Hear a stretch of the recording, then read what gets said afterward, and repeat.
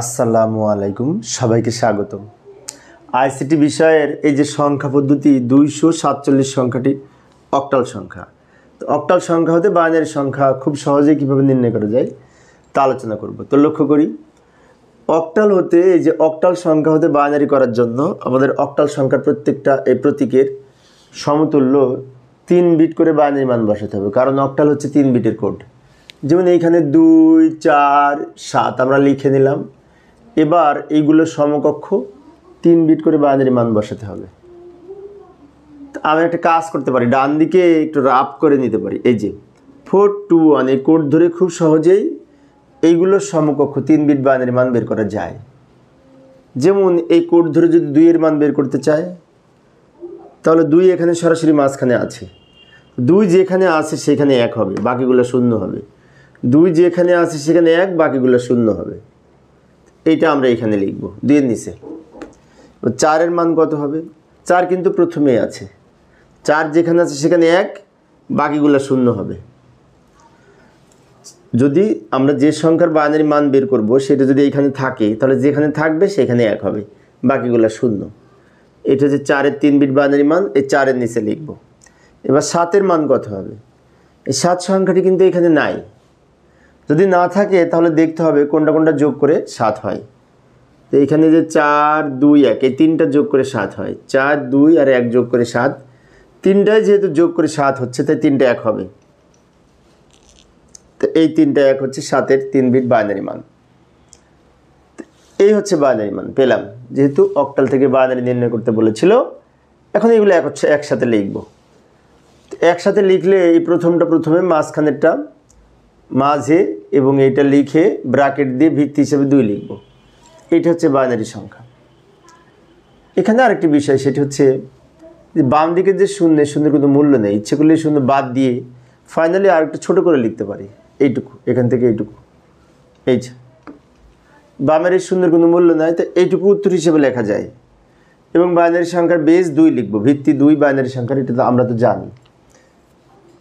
এইভাবে খুব সহজেই অক্টাল থেকে বাইনারি সংখ্যা নির্ণয় করা যায় 3 বিট করে বাইনারি মান বসিয়ে। এখন এই যে এখানে 1, 1 এর দ্বিগুণ 2, 2 এর দ্বিগুণ 4, 3 বিট যেহেতু তাই 4 পর্যন্ত হবে। যদি 4 বিট বলতো, যেমন হেক্সাডেসিমাল নির্ণয় করার সময় 4 বিট, তখন হবে 1, 1 এর দ্বিগুণ 2, 2 এর দ্বিগুণ 4, 4 এর দ্বিগুণ 8। এবং এই 1, 2, 4 কীভাবে এসছে ইতিপূর্বে আমি আলোচনা করেছিলাম, তা আজকে আর বলছি না, একটু মনে রাখবো। 421 এই কোড ধরে খুব সহজেই বের করা যায়।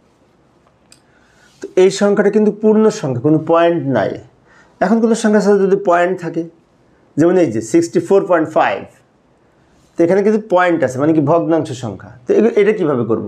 এটাও সেম, পয়েন্ট যেখানে আছে সেখানে রেখে দেবো। যেমন 64.5, পয়েন্ট যেখানে আছে সেখানে রাখলাম। এবার এগুলোর সমকক্ষ 3 বিট বাইনারি মান বসাবো, সেই পূর্বের কোড ধরে, 421 এই কোড ধরে।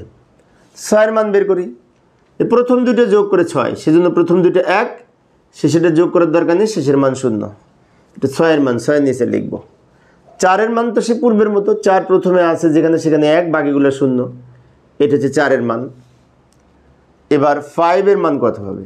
এই যে 4 আর 1 যোগ করে 5, তো 4 যেখানে আছে সেখানে 1, আর ওই 1 যেখানে আছে সেখানে 1, মাঝখানে 2 যোগ করার দরকার নেই, তার পরিবর্তে 0। 101, 5 এর বাইনারি মান লিখবো, যে পয়েন্ট 101 লিখব। পয়েন্ট যেখানে আছে সেখানে রেখে দিয়েছি, আর মানগুলো লিখেছি। এবার এগুলো একসাথে লিখবো, তাহলেই তো বাইনারি মান পাবো। এটা এখানে লিখলাম, এটা এইখানে, এটা এইখানে, ব্র্যাকেট দিয়ে ভিত্তি হিসেবে 2 লিখব, তাই না? পয়েন্ট থাকলেও অতটা কঠিন না, সহজ। কিন্তু এইভাবে 3 বিট করে বাইনারি মান বসিয়ে লিখব, কারণ অক্টাল হচ্ছে 3 বিটের কোড। আচ্ছা, আরেকটা বড় সংখ্যা দেখা একটু বড়। এগুলো হচ্ছে এই যে 542.26, এটা অক্টাল সংখ্যা। এটার বাইনারি কত হবে, তাই না? আচ্ছা, আরেকটা বিষয়, সেটা হচ্ছে 0 থেকে 7 পর্যন্ত অক্টাল সংখ্যার প্রত্যেকটার কীভাবে এই 3 বিট বাইনারি মান বের করতে হয় আমি একটু দেখিয়ে দিচ্ছি। যদি একটু সময় লাগবে তারপরে দেখিয়ে দিচ্ছি। এই যে লক্ষ্য করি, 0, 1, 2, 3, 4, 5, 6, 7, এটা হচ্ছে অক্টাল সংখ্যা, তাই না? এই কোড ধরে করতে পারি। 1, 1 এর দ্বিগুণ 2, 2 এর দ্বিগুণ 4, ওই যে 421 এই কোড। 0 এর মান, সবগুলোর মান 0 হলে 0 হবে, সেজন্য 0 এর 3 বিট বাইনারি মান 3টা 0। 1 যেখানে আছে সেখানে 1, বাকিগুলো 0। 2 যেখানে আছে সেখানে 1, বাকিগুলো 0। 3 নাই, তো এই দুটো যোগ করে যেহেতু 3, তাই এই দুটো 1, বাকিটা 0।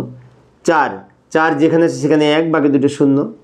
5 5 এই দুটো যোগ করে 5, 4 আর 1, তা 4 যেখানে আছে সেখানে 1, আর 1 যেখানে আছে সেখানে 1, মাঝখানে এটা যোগ করার দরকার নেই, এর পরিবর্তে শূন্য। 6 এই দুটো যোগ করে 6, তো প্রথম দুটো 1, শেষেরটা যোগ করার দরকার নেই, শেষেরটা শূন্য। 7 সবগুলো যোগ করে 7, সেজন্য 3টা 1, 7 এর মান। এভাবে আমরা বের করতে পারি।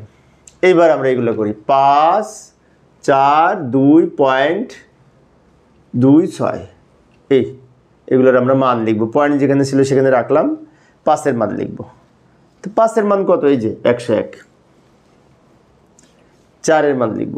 4-এর মান কত? এই যে 100। 2-এর মান লিখব। 2-এর মান কত? এই যে মাঝখানে 2, তো মাঝখানে 1, বাকিগুলো শূন্য, মাঝখানে 1, বাকিগুলো শূন্য, 0 1 0। এই 2-এর মানও সেম হবে। 6-এর মান কত হবে? এই যে প্রথম দুটো যোগ করে 6, তাহলে 1 1 0 1 1 0, এটা। এবার এগুলো একসাথে লিখব। একসাথে লিখে যে পয়েন্টের পরে ডান দিকে 0 না লিখলেও হয়, তাহলে লাল কালার দিয়ে রেখেছে, এটা লিখলেও হবে, না লিখলেও হবে। এটা যদি না লিখতে চাই তাহলে এইভাবে লিখব, এইটুকু লিখব। একটু দ্রুত লিখেছি সময় সেভ করার জন্য। এখন অনেক শিক্ষার্থীর মনে হতে পারে এগুলো করার জন্য কি টোটালটা আমরা করব না? টোটালটা করার দরকার নেই, আমি বোঝানোর জন্য উপস্থাপন করেছি। তোমরা ওই ছোটো করে এই কোড ধরে 5-এর মান, 4-এর মান, 2-এর মান, এই 2-এর মান, 6-এর মান বের করবে। আমি কি আরেকবার বুঝিয়ে দিচ্ছি। 5-এর মানে 101 কীভাবে হলো? এই দুটো যোগ করে 5, সেই জন্য 2 প্রান্তে 2টা 1, মাঝখানে একটা শূন্য। 4 যেখানে আছে প্রথমে সেখানে 1, বাকি দুটো শূন্য। 2 মাঝে আছে, তাই মাঝে 1, বাকি দুটো শূন্য। এই 2-এর মান কত হবে? 2 মাঝে আছে, মাঝখানে শূন্য, মাঝখানে 2 আছে, তাই 2 যেখানে আছে সেখানে 1, বাকি দুটো শূন্য। 6 প্রথম দুটো যোগ করে 6, প্রথম দুটো 1, শেষেরটা শূন্য, তাই না? আশা করি এখন তোমরা পারবে। তো প্রিয় শিক্ষার্থী বন্ধুরা, আমি আজকের এর আলোকে তোমাদের একটু বাড়ির কাজ দিচ্ছি। এই যে 67.5, এটার বাইনারি মান কত হবে? কমেন্টসে উত্তরে লেখার চেষ্টা, কত হবে সেটি উত্তর কত হবে কমেন্টসে লেখার চেষ্টা করবে। আশা করি তোমরা পারবে। পরিশেষে সবাই ভালো থাকবে এবং সুস্থ থাকবে, এই কামনায় খোদা হাফেজ।